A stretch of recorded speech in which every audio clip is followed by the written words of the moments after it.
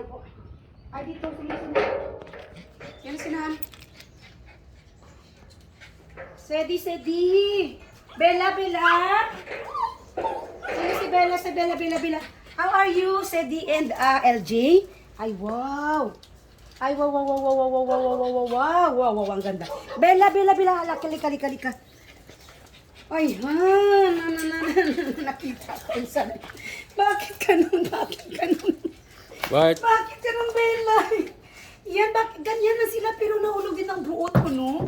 Naku, ano nangyari? Na-remember you before sa din ako nag-vlogs ako dito? Kasi, oh my God ha, nakita ko when I'm talking, Bella. Ayan o. Ay, hon. Ay, bakit? Ay, hon.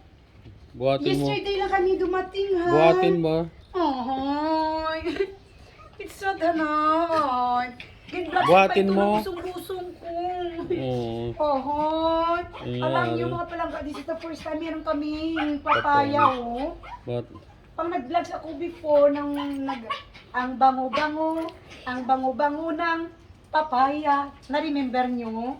Ngayon, di ba? And then after 3 weekend vlogs ko again, nandyan pa sa abat.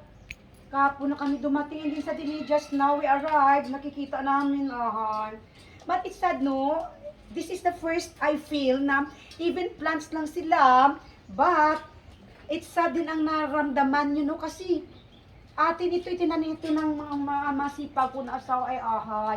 But, life is go on. Meron kaming refreshment, lalala, yan o. Yung Pera dalawang usog. coconut. Pera usog. Yan. Pera usog. Buhay na buhay. Yan. So, no matter wala na si papaya, magtanim lang kami ulit. But, totoo, it hurts for me. Kasi before nakita ko pa yan ang taba-daba. So, but, we have no choice. But, life must go on. Same sa tao. So, meron kaming coconut. At Dalawang merong coconut. insulin. Ito yung Yeah. gamot sa may Insulin, diabetes. this is from Isabella. And then, gamot ito according sa aking asawa. Ginano ganitohan? Minunguya.